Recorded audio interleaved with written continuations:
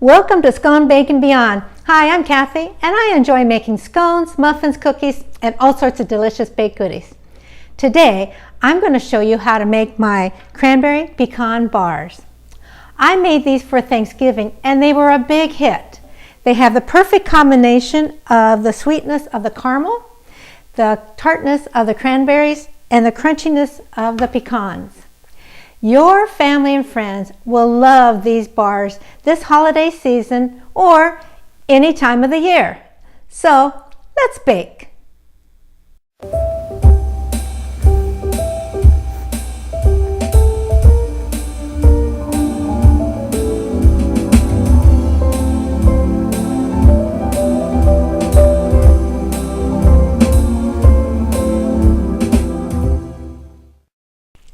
Whenever I make bar cookies, I always make a sling. I usually use a foil sling, but that didn't always work out. And sometimes your bars don't always come out of the pan so well. So I've come up with a parchment sling. So what I did was take a piece of parchment and I just folded it to match the measurement of the pan. It's not real scientific. You just put it in the pan, kind of mark it and fold it right there. But to make it stick down, I give a little spray on the bottom, and also I spray the corners because the corners of the pan don't quite get the parchment. So I'll just spray a little bit on the corners, a little bit on the sides. And that'll kind of help glue it down to the pan so it's not moving all over the place. There we go. Just put that down. Sometimes it glues just really too well right out the gate. Just going to bend that over and bend that over. And then I have another piece that I did the same thing. I just folded it to match the inner measurements of that pan. And I'm just going to give it a little spray down on the bottom just so this piece also sticks. And there we have our parchment sling. And what that does is it helps us be able to take the bar cookies out of the pan easily, and then we can cut them up much easier. So we're going to set this aside. Okay, now let's get started with the bars themselves. I have 3/4 cup of cold butter, and what I'd like to do is get this cold butter grated. This way, when I go to mix it in with the dry ingredients for the crust, it's much easier to mix in if I've grated it.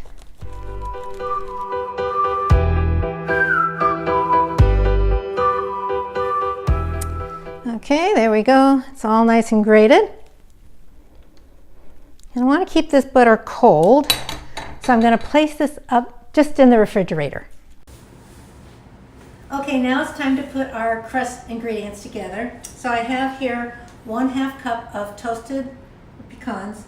And how I toast my pecans is I just put them in a saute pan, a dry saute pan, put them on medium-low heat for about 3 to 5 minutes, and they're nicely toasted up. And you want to make sure you're constantly stirring these pecans as they toast up. So I have 1/2 cup of toasted pecans, and I'm going to put them in my food processor, because what I want to do is I want to get these chopped up really fine, almost like cornmeal. So I'm going to process them here, and it only takes about 15 seconds.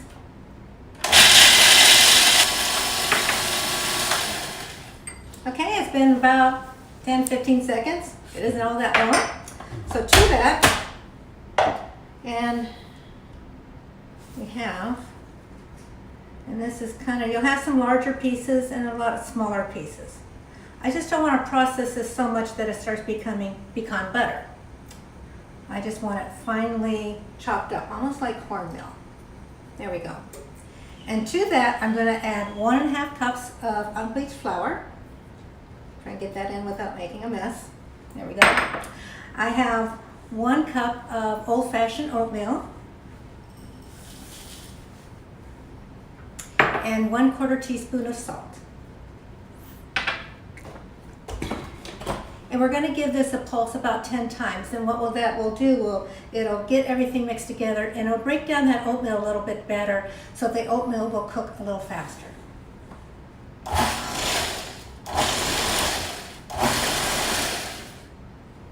There we are, 10 times.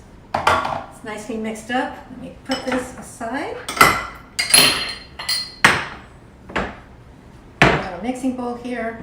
So now we're going to take this And to get everything out except that blade, you just put your finger inside the bottom of the blade underneath here and hold on to it as you dump everything else out.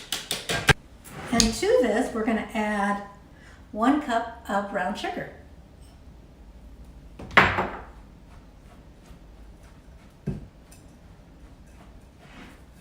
Just going to mix this together till it's totally combined. Okay, I have here my 3/4 cup of grated butter. I'm going to add this in. Get my spatula out so it all gets in the bowl. There we go. In there. Okay. Now you can try to mix this up with a spatula. But I find at this point it's just better to get in there with your hands and get all that butter mixed in with all those dry ingredients. And what you want this to look like when you're done is pretty much like wet sand. So we want to get all the flour, the pecans, the oatmeal, and this butter all mixed in totally. You don't want to see any clumps of butter. You want to take your fingers and just keep on rubbing everything together.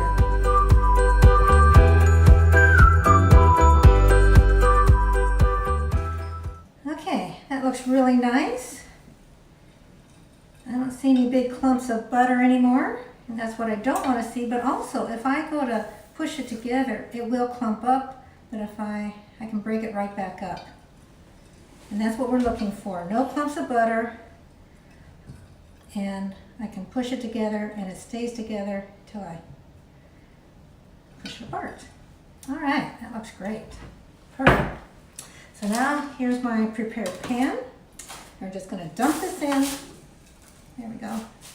And we're going to try and get this as level as possible in our pan. So we're going to take our hands and just pat it down. And I go around the edges and make sure they're not too hard. There we go. And then I have this little tamper. And this is really for an espresso machine. And I find this works really nice to tamp it down. You can also just use the bottom of a measuring cup, or you can just continue to use your hands. That looks really good. We're going to bake this for 30 minutes at 350 degrees. While our crust is cooking, it's time to get that caramel sauce together. So I have here a medium-sized saucepan. And to that, I'm going to add 1/4 cup of water and 1 cup of sugar. I'm going to take my spatula and I'm just going to make sure that I get all that sugar soaked up. I'm going to put the burner on medium-low heat until that sugar is dissolved.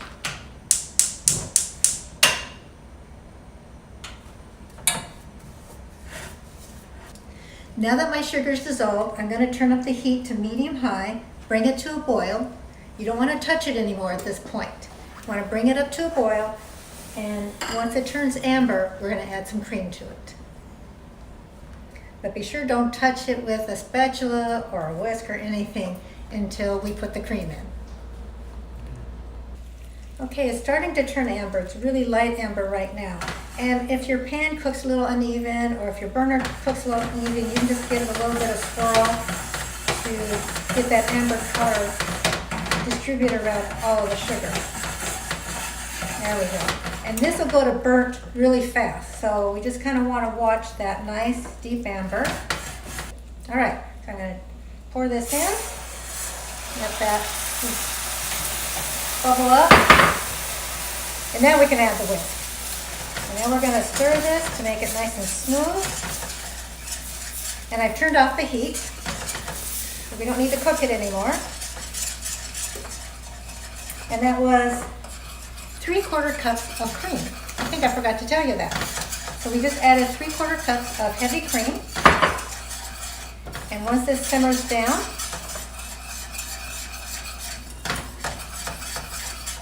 there we go.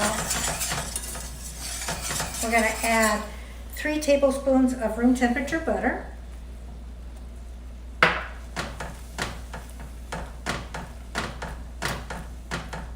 One teaspoon of vanilla.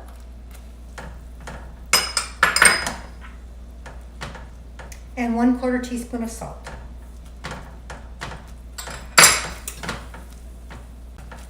I'm going to mix this until the butter's totally melted in and it's nice and smooth. Okay, now that it's nice and smooth, we're going to add 1 cup of toasted pecans. Let me get my whisk out of there, because the pecans and the cranberries will just get stuck inside that whisk. And I have here 6 ounces of cranberries, fresh cranberries. So we just want to get this mixed up so all the pecans and the cranberries are all mixed into that caramel sauce. And it smells wonderful.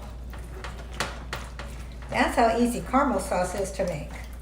So we're going to take this off the heat. Okay, it's been 15 minutes and our crust is done and it's nice and golden brown. Our caramel sauce with the pecans and the cranberries are done. So what we're just going to do is we're just going to pour this on here and try to evenly distribute all those wonderful pecans and cranberries and the delicious caramel sauce. Oh, there we go. That looks really good. We're going to bake this in a 350-degree oven for 30 to 40 minutes. It really depends upon how hot an oven you have as to how long. And what we're looking for is that the filling is fully cooked and you're looking to see if it just slightly jiggles. It should not be real jiggly. So let's get this in the oven. Okay, it's been 35 minutes and they're finished cooking, and if I went to jiggle it really doesn't move. So they're finished baking and we're going to let these cool down completely, and then we're going to put them in the refrigerator for at least 4 hours, or you can leave them in the refrigerator overnight to let them set up completely, and then we can cut them. Okay, these have been sitting in the refrigerator for 4 hours, and so now it's time to get them out of the pan. And what makes it so nice about this sling is that they just come using this sling here. They just, look at that, right out the pan. Oh my goodness. We're just gonna get the parchment off of there, and so now we're gonna cut them up, and I cut them up into 24 pieces, so we'll go 6 across and 4 down.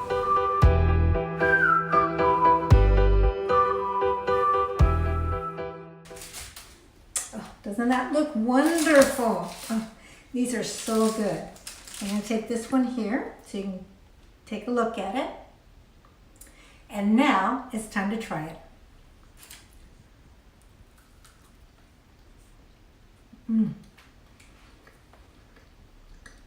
You get the crunchiness of those pecans and that pecan crust, and then the tartness of those cranberries and the sweetness of the caramel sauce.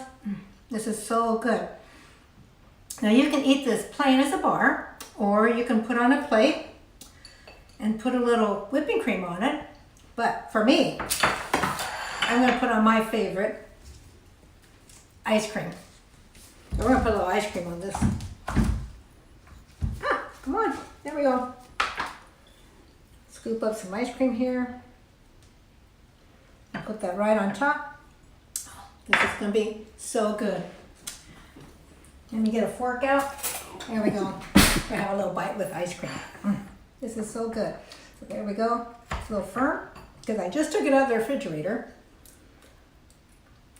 And with ice cream. With or without ice cream, it's wonderful.